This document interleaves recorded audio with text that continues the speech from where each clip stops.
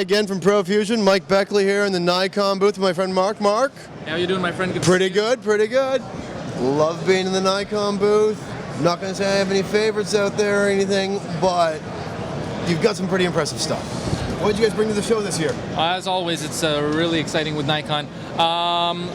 This has been a great show for us, a new venue and everything. Last year, first year at ProFusion. This year, we're taking it up a level, especially in the video department. Last year, you were the one actually doing behind the camera. What was I using again? You were using the D3S to record everything, and it was an awesome job that you did. We even did a little behind the scenes, but 1 year ago, we didn't even have a camera that could record over 5 minutes of video in length. This year, we have a couple of models that are recording up to 20 minutes per clip. Not only that, but we've upped the resolution to 1920 by 1080, and we're using a brand new codec. So we've gone from motion JPEG to the more common H.264, which gives us longer recording time, better compression, even better video quality out of it. So let me highlight a couple of products here. First of all, I want to talk about the D7000. A pretty popular camera. In fact, our other photographers going around the show right now shooting almost everything on one of these. Absolutely. I mean, just from the stills perspective, this kind of is the successor of the D90, but it takes it a whole nother level up. It's almost another category, really. First of all, the chassis is made out of magnesium alloy. You won't be able to tell, but underneath this black, believe me, it's magnesium alloy, top and back, but it's a brand new sensor. So we've upped the ante from 3200 ISO to 6400 ISO now. This is essentially the ISO ratings of the original D3 in a DX format. So it's still the DX format, which allows you to use the DX lenses nice and compact. Now, the other thing is it has dual card slots here. SDs? SD cards up to the SDXC standard, okay. So terabyte cards we can use in the future. I have attached here is a battery grip, all right? So the battery grip is the new designed MBD11. Okay. You can have one battery in the body, one battery in the grip, as I mentioned. Now, the autofocusing system on this is brand new, 39 autofocusing points. So we've upgraded from 11 to 39. The metering system is much more accurate at over 2,000 little RGB segments, and the continuous shooting is 6 frames a second. But when we talk about the video, it's redesigned as well. We have, like I mentioned before, up to 20 minutes per clip, the H.264 video format, and of course we have the external microphone port. So in a product like this that's now at a consumer advanced amateur level, we have ability to plug in external microphones, stereo microphones. Additional audio inputs. Absolutely, which we are now in the business of designing. Microphones in Nikon. This is the ME1, okay? It is the first of its kind because it's a microphone that's catered specifically for DSLR users that shoot video. So whereas before where we're taking microphones that were not necessarily have the video DSLR in mind, this one takes it into mind because it doesn't use a battery.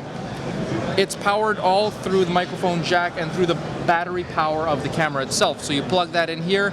Number one problem that I had using my, microphones from the past that are battery powered, I forget to turn them on. So I record the video, there's no sound when that thing is jacked in. And when I record the video, I always forget to turn it off. So I drain the battery. This is all powered through the mic jack, and it is stereo sound. Incredible. Small, compact. The wind screen comes off, and it has an L cut switch to reduce ambient sound and humming and stuff like that. Absolutely. Okay, so we got that, and it's going to be compatible with several models. One of them is the 7000, and anyone that has the microphone port. So 7000 again is going to be a camera that a lot of people are gravitating to because the video mode is also manually controlled. So we have the ability to adjust ISO as well as shutter speed independently when you're in live view. So for a lot of people that want that creative control, that's key. So another camera that we came out with this year is this little guy, okay? A little bit smaller. This model now is the D5100, okay? Now, if you look at the back of the camera, I don't know if you can get a shot of that, but we have this new vari-angle screen. Now, the design on the 5000 came a flip down at the bottom of the camera. A little bit of an angled view, right? Exactly. This one, we've redesigned it so it flips out to the side. Tilts and swivels, so you can do things like, exactly, and you do things like self-portraits, for example. I'm the kind of person that would do that frequently, but I am. I don't know what that says about me, but so of course that's going to be helpful for getting various angled shots when you're in live view and things like that. Now, other things we've incorporated into here is, believe it or not, essentially the same sensor technology as the D7000. So that means you're getting the same quality, the same ISO rating, 6400, as the bigger brother, the 7000. In a smaller, more compact body, you want to make sure that when you're using lenses on this, you're utilizing the AFS lenses, so it has autofocus built right into the lens itself. Because this body doesn't have the motor that the 7000 has. Okay. Other thing that this model has now is new special effects. So I don't know if you can tell here, but maybe I'm just going to do a quick pan. I'm going to turn on the live view. Everything's been redesigned on this to make it more compact and to provide this new hinge here on the side.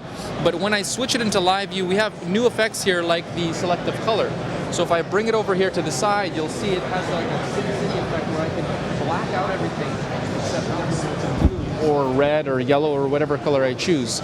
So this is a really kind of cool effect where you can incorporate both into stills and as well as video. So as you can see here, when I zoom in, you'll see that everything except things with a blue hue, for example, are black and white. Okay, so we call that selective color. There are other effects on this mode too, such as silhouette, low key, high key, night vision, color sketch, etc. So there's a lot of fun things to do for the clientele of this type of camera. absolutely. I mean, one of the other nice things with Nikon as well, I've always found a great camera to learn how to use an SLR. Absolutely. I'm glad you brought that up, because if you look at the interface at the back of this camera, okay, I'm just going to turn live view off here for a second. I mean, for those that have never picked up an SLR before and they don't know exactly what things like aperture priority is, you can see at the back of the camera it gives you aids here to understand that, hey, aperture priority means that you're essentially closing down that iris in the lens, or you can see that it's becoming larger.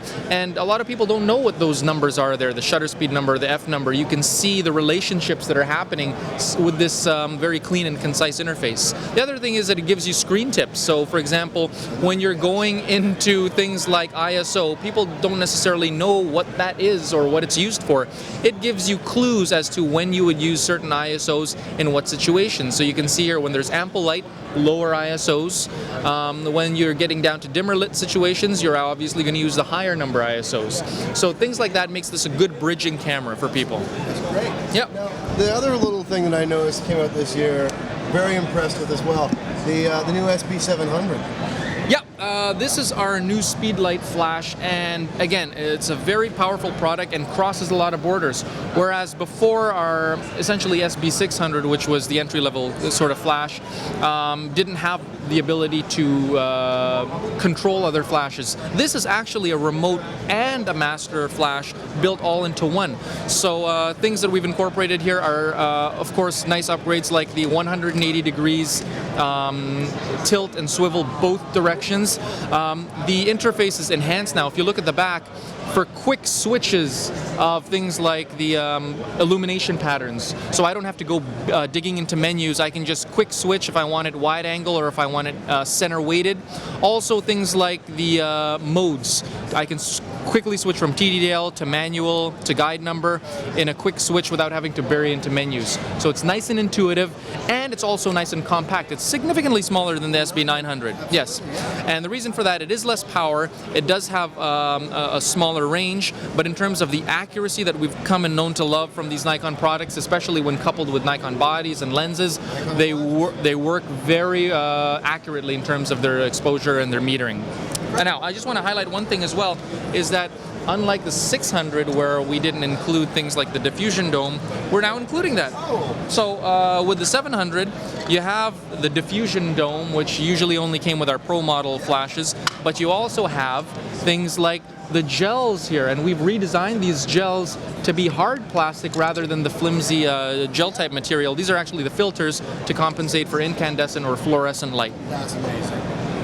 So that's really exciting right now. I mean, as far as our flash system goes, the creative lighting system, and this works seamlessly with the 800s, 900s, 600s, and as well as the Commander flashes that are built right into the SB700s. So that's one of the main upgrading reasons to go from, say, a 5100 to a 7000 is that built-in pop-up flash can remote control the speed lights, any of them, so long as you do a quick adjustment here. If I can show you real quick. Actually, I already have it set to Commander mode.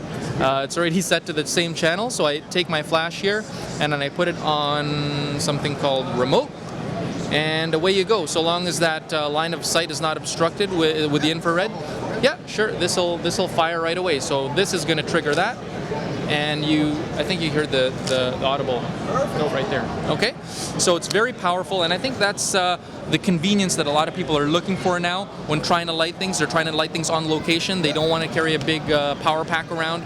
They also want the look of the flash. So to me, this is essential in anyone's backpack. Plus, you can couple them all together if you needed more power. You know, buy a couple of these or 4 or 5 of them, just like, you know, Joe McNally and all those guys. Yeah.